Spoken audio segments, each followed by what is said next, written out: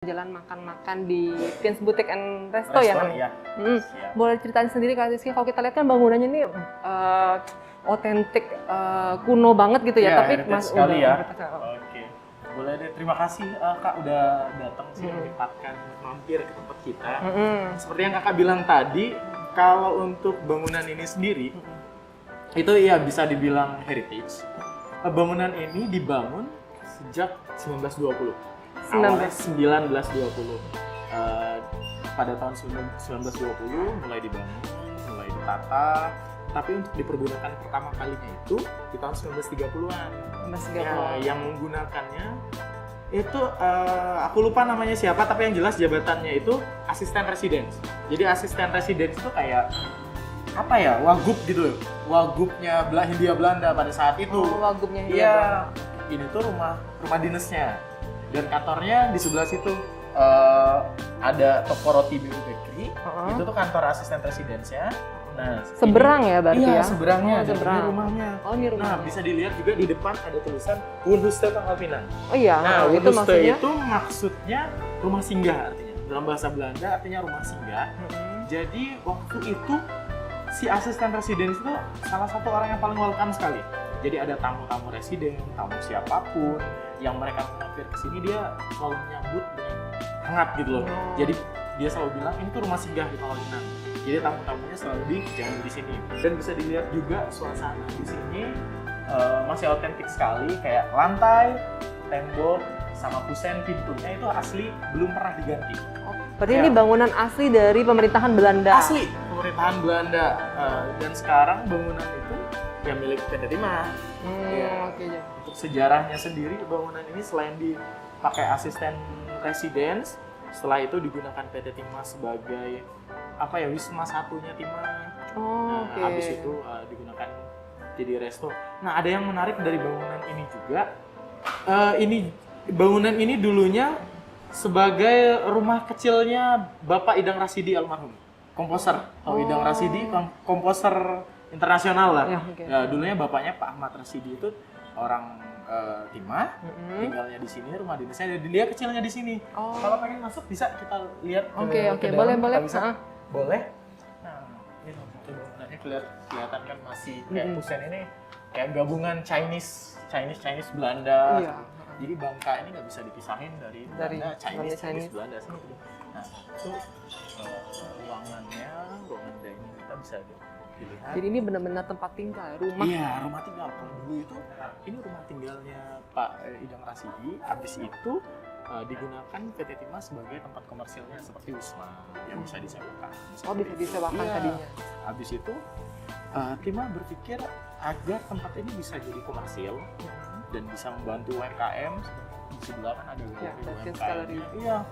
Nah, jadi ya dibikinlah seperti ini. Jadi agak resto yang sedikit naik kelas.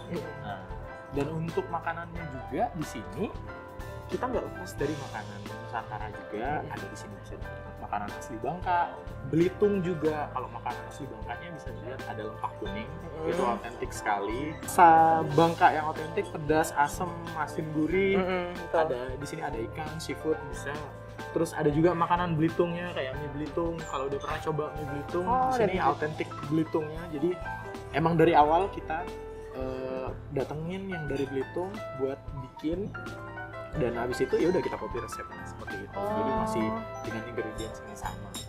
Berarti dengan ciri khas Belitung, berarti rasanya masih otentik Belitung. Iya, masih otentik Belitung. Nah, di sini juga ada yang menarik. Di sini ada peta. Salah satu barang otentik yang ada ini. Tapi ini udah kopian sih. Peta ini udah kopian. Tapi cetakannya diambil dari kayak apa sih, arsip daerah seperti itu. Ini peta yang dibikin oleh Sir Thomas Stamford Raffles di tahun 1800. Ini peta yang dibikin setelah dia nemuin Pulau Singapura. Setelah Raffles menemukan Singapura. Nah, dia bikin peta ini dari jalan nih, dari kapal, naik kuda. Jadi ada. Kalau dulu ini penamaan Bangka itu seperti ini. Tuh ada dengan font-font dan tulisan tangannya dia yang masih ejaan-ejaan lama sih. Berarti dengan tujuan perdagangan ya dia bikin ini. Tetap perdagangan seperti itu. ini kita copy, petanya kita cetak ulang, dan ya bisa dilihat kalau Bangka di US lah. Ya paling ada meleset-meleset dikit lah lokasinya, karena Diwan dulu naik kuda, sekarang kan udah ada drone gitu. Terus kalau ini ruangan-ruangannya tertutup ya, kayak? Ini bukan ruangan restoran ya? Bisa dipakai. Dua ini komersil, ruangannya komersil, bisa dipakai buat rapat, bisa dipakai buat private. Ini bisa dilihat, kita mau coba lihat ke ruangannya.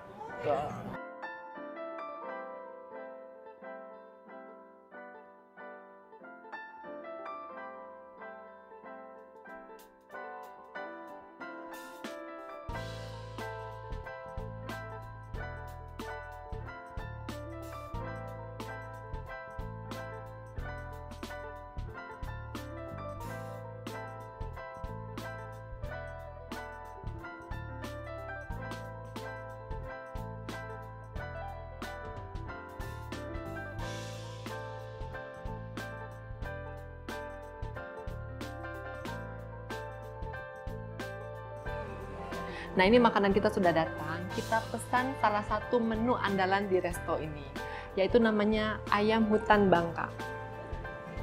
Ini merupakan jenis ayam hutan ya, beda dari ayam kampung ataupun ayam negeri lainnya. Ayam hutan ini ukurannya lebih kecil daripada ayam kampung ataupun ayam negeri.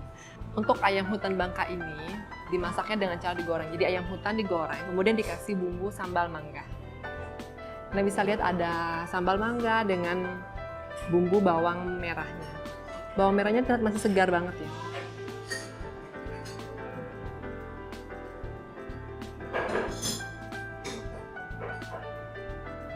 Nah, kita coba rasanya seperti apa ya. Dari penampilannya aja udah sangat menggoda. Sebelumnya kita doa dulu. Amin. Kita mau coba dari sambal mangganya.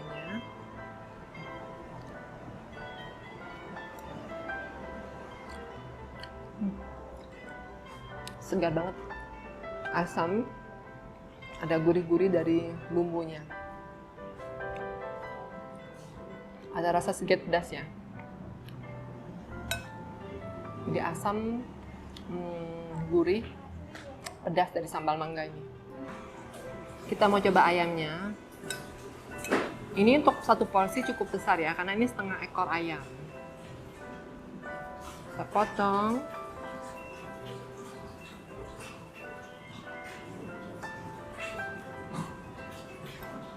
Dengan sambal mangganya. Kita makan dengan nasi.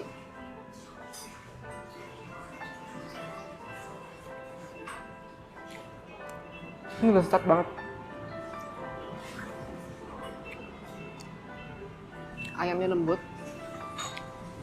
berpadu dengan sambal mangganya yang rasanya asam, gurih dan pedas.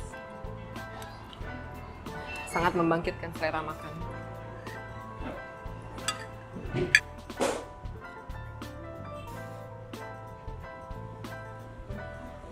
Selain lumpah kuning, salah satu menu andalan dari restoran ini adalah ayam hutan Bangka. Nanti kalau kalian berkunjung sini, kalian bisa cobain ayam hutan Bangka ini ataupun lumpah kuningnya. Ini aku mau ambil lagi ayam dengan bumbu sambal mangganya. Bisa kelihatannya ayam dengan sambal mangga, dan kalian juga bisa lihat ada bawang merah yang masih segar. Coba.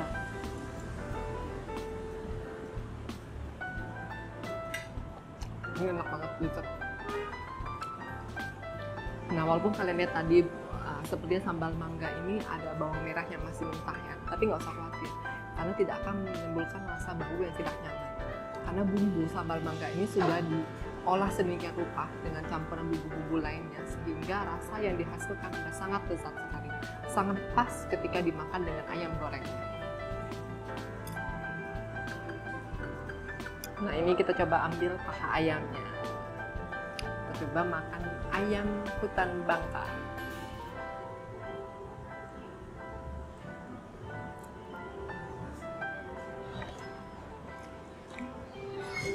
Walaupun ayam hutan ya, biasanya ayam hutan itu rasanya sedikit lebih alot. Tapi untuk masakan ayam hutan Bangka di sini rasanya sangat lembut.